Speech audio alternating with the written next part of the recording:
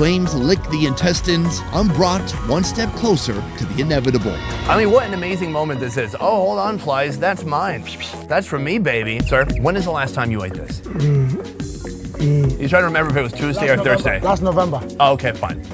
Why? It is a medicinal benefit, make you strong. Eating poo, you're getting strong. Have you eaten poo? Okay, but what is the medicinal effect? This intestine process poo, so when it goes to your tummy, it helps your tummy to process the food like stronger. We also have this on the table. I think this is gonna help me a lot. That one is the palm wine, 5% to 7%.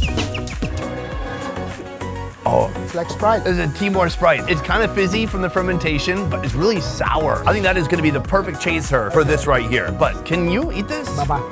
You want him to try? He can? What about your tooth situation? Look, he's got 2 teeth. There's nothing wrong with that. But they're on opposite sides. They're not even working together. Let's see, you wanna prove it? Yeah, please. Oh, he does have that one good tooth. Malta.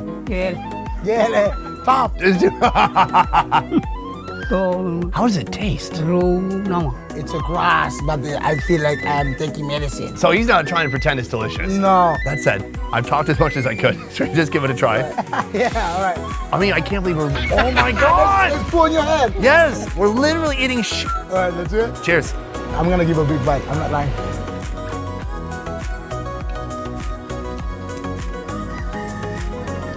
Your face look good. Very handsome for your age. A little chewy. The fattiness from the intestine is there. It's like octopus sashimi, Yes. just covered in How about the flavor? The poo, it smells worse than it tastes somehow. It's a little gritty, it's viley, there's some bitterness to it. The smell is unmistakable. I can't believe I'm putting this in my mouth right now. I've had something kind of like this before because in Ethiopia they slaughtered a cow and then they ate the stomach raw, but they kind of brushed the poo off. They weren't intentionally trying to eat it like we just did. But then this is something I've never heard of. You already see the poo cherry in here because the goat poo look like a cherry. So you're eating cherry poo. That is legitimate, actual, 100% authentic shit. Yeah. Please, show us the way.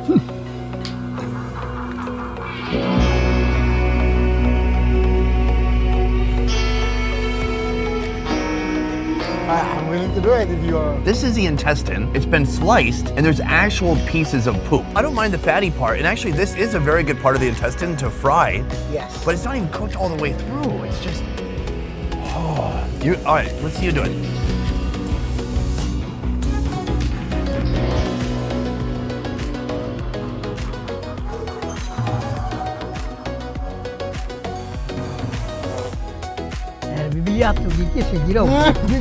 You said it's medicine. The poop in the intestine, it's kind of like a sausage if you think about it. I struggled when I was a boy. I learned how to get used to it. I don't know. Sorry. Is it coming? Coming back up? It's just the thought of it. It didn't actually have that strong of a taste. It's more that I can just feel it with my teeth that I'm chewing on actual poo. But then the only thing that helped me was the fatty intestine around it. I was like, oh, that's pleasant. Yeah. And I tried not to think about this kind of gritty, grainy, hard, dry, fibrous texture that I was getting along with the fat. I was growing up watching these guys eating it. When he still had his tooth complete. Yeah. And he's not like, oh, let me show you something my grandpa used to do. He's like, yeah, I did this in November. They should have a very good reason to keep this tradition on. What is a good reason? Be healthy and strong. Cheers to that. Our final course will be cooked in a vessel that goes as far back as the mountains themselves. It starts with chopped chunks of goat meat, thighs, ribs, even intestines.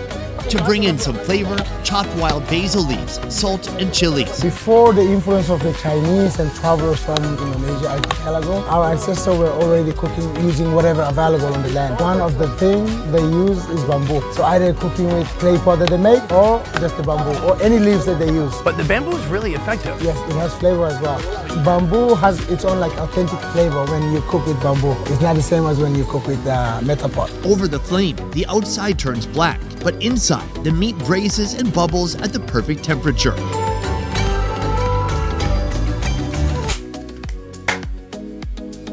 Nice. I gotta say, this food, it looks much better than the appetizer we had earlier. Should we give it a shot? Yep. Please, gentlemen. Cheers. Uh-oh. Bone in that one. It's the flavor of the meat because you don't have that much ingredients on it. It tastes good. Juicy goat meat. It's a little salty, and there's a little bit of kick. If you put a little fat onto the meat and then you eat it, it's very creamy. That's a good idea. I like that.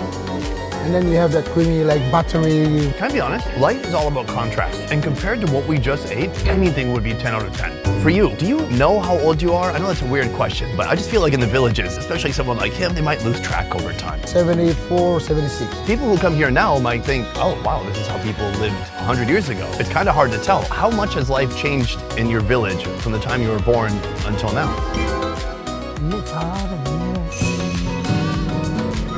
You grew up with mostly like grass roof house and then bamboo wall, but now you have metal and then cement on the construction, but the land itself remained the same, nothing changed. I've learned so much about the history of Timor-Leste already, but a lot of history has happened during your lifetime here in this country. So what was it like living here in Timor-Leste during the conflict with Indonesia?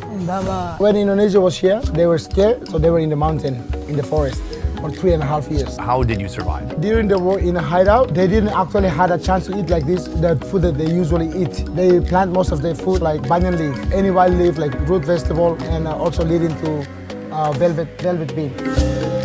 Velvet bean will give you a reaction. You can vomit or you can hallucinate. Oh, hallucinate? Yes. That doesn't sound that bad. If you eat raw, then you will die. But if you just cook one time, you'll die. But if you cook more than 2 times, hallucination, stomach ache, or vomiting. In the past, they were so scared they have to cook for 1 or 2 days. All right, so that does sound pretty bad, actually. Raw velvet beans are loaded with something called levodopa, but levodopa dissolves in water. So when the beans are cooked and cooked again, this compound dissolves and is carried away from the beans. Here, the bean is the base for a 3-ingredient dish, including grated coconut and wild basil. How many times does it have to be cooked? 5 to 6 times. 5 to 6 times. God, can you imagine? And I'm not trying to make light of the conflict, but if it's me during the conflict and I die because of beans, I'm gonna say, tell them I died because I was fighting the Indonesians. So right here we have the beans that are just plain, and this was cooked several times, yes? All right, let's hallucinate. Yeah, okay. All right, Let's go for it. It's quite creamy. You think creamy? I think it's so dry. It doesn't have a strong beany personality. I find it to be dry, creamy. It's almost like an egg yolk. Yes. Once you get enough saliva going, then it becomes creamy. But here we have the premium version. Now you get more flavor, all the coconut. The salt immediately unlocks the flavor. The coconut is so nice, rich and adding texture. And with it all together, it certainly does taste more creamy than the plain version. That's good. Answer the phone and tell them how good it is. So far, as a tourist here in Timor-Leste, I've experienced beautiful landscapes, friendly locals, and some rather unique local cuisine. So the question, more than ever, demands an answer. Why don't people want to visit this country? To find those answers, I'm grabbing a meal with the Director General of Tourism. Antonio, what are your thoughts on Kung Pao chicken? Never heard before. Oh, you never even heard of it? Never heard, but love to try. Right now we are in Timor-Leste's only 5-star hotel. The only one. Can I get it? Yeah. We don't have a hotel category yet. My category is a 5-star hotel, but we don't have the regulation that certify hotels as a 5-star hotel. Perhaps next year will be approved so we can categorize hotels. Here they serve flavors from all across Asia, with one notable exception, Timorese food. It's nowhere on the menu. So instead, we opt for Kung Pao chicken. You know, Timor-Leste is mixed up with the Portuguese and then Indonesian. We have several dishes that presenting based on that culture. I mean, maybe the hotel is thinking, everyone's had Timorese food. Why don't we offer something that people have never tried before? True. It looks very nice. It's chicken. There's a sweet glaze, and then there's cashews too. You are the man in charge of tourism for this country. How long have you been at the helm? About 2 years. I want to give you an interesting fact. In 2019, North Korea had more tourism than Timor-Leste. The big question is, how does one market a country? Back in 2019, we got quite a number of tourists visiting Timor-Leste. Mainly from our regional market, like Australia, New Zealand, and other part of the Asia. But the big event happened back in 2019, which is the COVID things. Right. At that point, we are totally closed down, but we now slowly recover. So the last data that we have back in 2024, we received around 26,000 visitors. It's wild because that would be one afternoon of tourism in Japan. We also not expecting the number of visitors come to Timor, but expecting the quality of visitors that are coming to Timor. How's the future looking? We're expecting to increase 10% by next year. Apart from the infrastructure development, apart from human resource development, we're trying to put our image out there to promote Timor-Leste not only as a nation, but as a new emerging destination with a very unique tourism product that we can offer. But what is that unique product? We have 3 main things. The strongest for niche market is marine. People want to snorkel, who want to dive. If you want to snorkel, you want to dive, or ocean sport activities. One of the main examples is our whale watching. Then the next one will be our inland. For instance, one of our main destinations is Mount Tremolo. Along the way to the Mount Tremolo, is a lot of things that they can express. Meeting with local, looking at the rural people, how they live. So that's two. Then you have a culture. The way people live, the way people are preserving their culture is one of the standpoints that we can promote. And the new emerging destination with the complexity that we've experienced before, and then also have a potential for growth. I traveled to Papua New Guinea. You could call that an emerging destination as well. And it's a mix. It's a trade-off. They lack infrastructure. It's a bit inconsistent, but you're not going to bump into a ton of other tourists. You're going to have more raw experiences. So for you, what is the value of being an emerging destination? That's a very good question.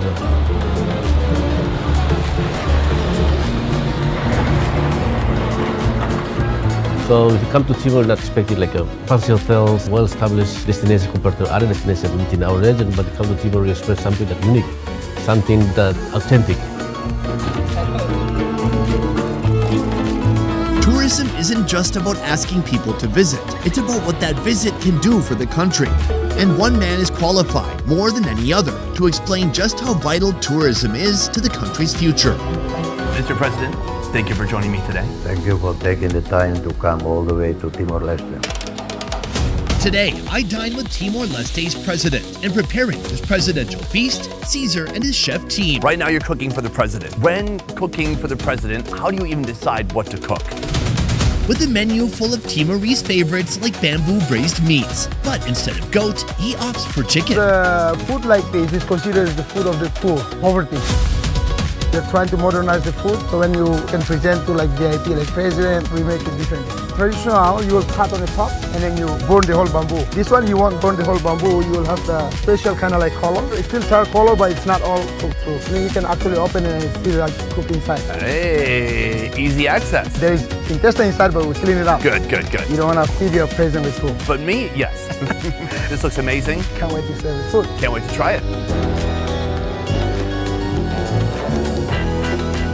This is very traditional. I love this. This is called ulu, red fruit. Should we dish some up? Just one bit because I had a big lunch. Understandable. Exiled at 18 for opposing Portuguese rule, he carried Timor-Leste's cause to the United Nations days before the Indonesian invasion. Decades later, that same man would win the Nobel Peace Prize, lead the country as prime minister and president, survive an assassination attempt, and return from retirement to serve once more. I believe the breadfruit today has been fried. It's looking extra crispy. And then there's this right here, full of local plants. Our presidential menu starts with one of his childhood favorites, a simple stir-fry of onion, bell pepper, papaya flower, banana heart, sweet potato leaves, and spinach. Around here, this humble dish is known as raba raba. Delicious. So many different textures from so many different plants. It's full of flavor. It's really good. This is my favorite. The breadfruit Prefer to eat this to bread. is very starchy, very carby. But if it has too much oil, you know what I do? Oh yeah, To take some oil out. absorb the oil in the tissue. The chicken smells amazing, and it's fascinating to see this modern version of a traditional food. One of the challenges for me on this trip has been really understanding what is Timorese food. Because I come here and they're like, well, Timorese food is kind of Indonesian and it's kind of Portuguese. And so it's really hard to pin down exactly what the food is. Yes, Timorese dishes, not a huge variety like Indonesian, but it's enough. The Timorese chicken, very tasty. The only problem sometimes is so tough. Okay. The butter down with the stew and beans, and coconut milk, some other vegetables. Very Timorese and very popular. People like that. Then you have the tukil made of goat meat, but also you can have rice and cook in a bamboo. You know, in other countries in Southeast Asia, I have seen bamboo cooking before, but I've never seen it quite like this. Just the way it smells is different. Do you have any? I did, I ate already. Oh, you ate it already? You want me to eat more? It's up to you. Mainly, I'm just gonna feel awkward if you're watching me eat. Feels like a poor use of presidential resources. That's very good. That is outstanding. I'm gonna have to ask Cesar the recipe later, but it does have a smoky, quirky feel to it. It's very nice. And a taste of something that I think few people from outside this country have had before. One of the reasons I want to make this video and I want to come to Timor-Leste is to kind of tell the story that outsiders haven't really heard. When I was first doing research about this country, one of the statistics that kept popping up was that this is one of the least visited countries in all of Asia. And I'm curious, from your point of view, why should people care about Timor-Leste? Well, if you enjoy peace, tranquility, no hassle, this is Timor-Leste. We have zero political violence, zero racial, ethnic, religious tension. We don't even have armed robbery, organized crime. I always say, generally, we are very disorganized people. So even the criminals are not organized. Crime, whether organized or disorganized. Yeah, we ain't got it. A group of scientists, they were totally shocked to find here the richest biodiversity in the world. Timor-Leste has the healthiest coral life, no bleaching, no destruction, no pollution. And the diving is one of the best in the world. How important is the tourism industry to the economy here in Timor-Leste? Tourism industry is one that employ a lot of people.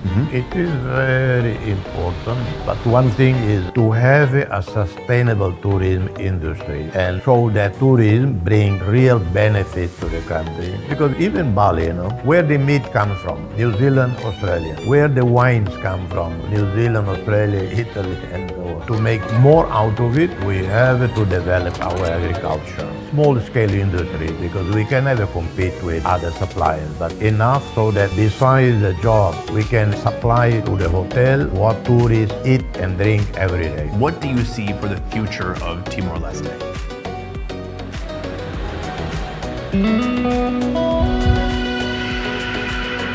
For me, my ambition is every Timorese has to have a university education, and particularly in science, not too much in humanities. Yeah, you need something actually useful. Yeah, and the more we expose, going to Australia, going to South Korea, going to Japan to work, to study, the better future Timor-Leste has. We have an increasing number of Timorese with doctorate, master's degrees in many universities throughout the world. So we have to invest in education, more education, more education. Mr. President, thank you so much. Thank you, God bless you. So that is Timor-Leste, a country the size of Jamaica with a little bit more than 1 million people and less tourism than North Korea. I must say, in many ways, this place surpassed my expectations. I didn't really expect much. If you look at videos about Timor-Leste, it's all about how there's nothing to do and nobody goes here. But in being here 3 days, we were able to dig a little bit deeper. And what I realized is that there's something very unique about the history of this place and the tenacity of this place. These people fight, and they fought for a long time to have what they have right now, which is peace. And now it's time for the people here to build to the future. Now, what that looks like for them, I don't know.